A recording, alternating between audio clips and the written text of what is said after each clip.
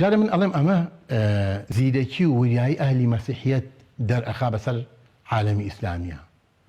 ئەمە هەیمەنەی ئەوروپا و دینی مەسیحیەت دەرەخا بەسەر عالەمی ئیسلامی بەسەر خاکی مسلمانانە و لە مقابلی ئەمە بێئاگایی و خەوتویی و چۆن ئەڵێ بێخەبەری ئەهلی ئیسلام دەرەخا بەرامبەر بەم یادە.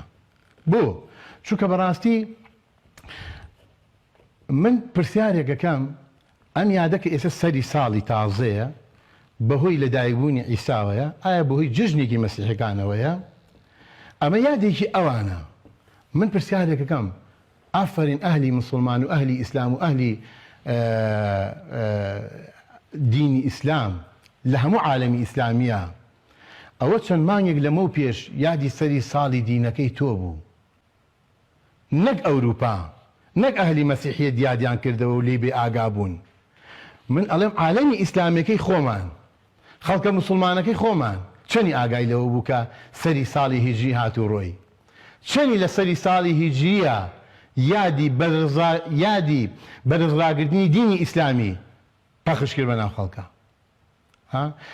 چەند لە مسلمانان من ئێستا ڕووی دەمم لە خەڵکی مسلمانی خۆمانە، چونکە من بەڕاستی قسە بۆ خەڵکێکی ئەوروپی ناکەم و قسە بۆ خەڵکێکی مەسیحی ناکەم، ئەوان حەقی خۆیان هەچۆنی یادی مناسبەکانی خۆیان بکەنەوە. بەڵام من باس لە بەچکە مسلمان ئەەکەم، من باز لە خەڵکی ئیسلام و مسلمانان ئەەکەم.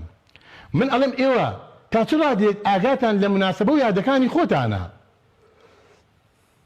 ئەگەر ئەمە زاڵبوونی هەیمەنەی مەسیحیەت نەبێ بەسەر ئەهلی ئیسلامە، یعنی چی؟ بەرڕاگرتنی یادی لەدایکبوونی پێغەمبەری عیسای پێغەمبەری مەسیحیەکان بەم شێوە گەورە و گرانە لە هەموو عالەمی ئیسلامیە پێش عالەمی ئەوروپی یادی ئەکرێتەوە. کە ئەڵێم بەداخەوە ئەڵێم ئەوروپیەکان بۆ خۆیان لە سەعات 12 خۆشحاڵی خۆیان دەرەبڕن بەهۆی هاتنی ئەم یادەوە، باشە؟ بەڵام بەچکە مسلمانەکانی ئێمە بێخەبەرەکانی ئێمە هەر لە سەعات 6 ئێوارەوە خەریکی دەهۆڵکوتین بوون بۆ ئەم یادە.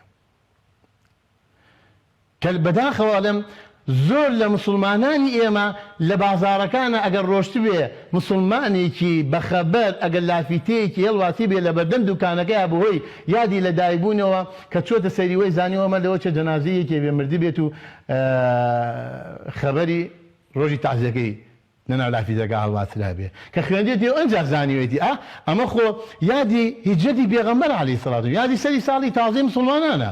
ئەوەندە خەبەر بۆتەوە، ئەوەندە ئاگای لە یادەکانی مسلمانان بووە. باشە؟ بۆیە بەڕاستی من ئەڵێم سەرەتا ئەمە زیرەکی ئەهلی مەسیحیەت دەرەخا کە توانیوێتی ئەم یادەی خۆیان، ئەم جەژنەی خۆیان وا لێ بکەن لە پێش خۆیانەوە عالەمی ئیسلامی پێویستە یادی ئەوام کاتەوە.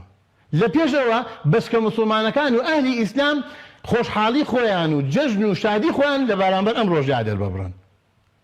ئەوە بەڕاستی زیرەکیێوان دەرەخا و خەوتووی بێخەبەری عالەمی ئیسلامیش دەرەخا لەو ڕۆژەوە کە بەڕاستی ئێمە سەر و سەودامان نەماوە و خلافەتی ئیسلامیمان نەماوە.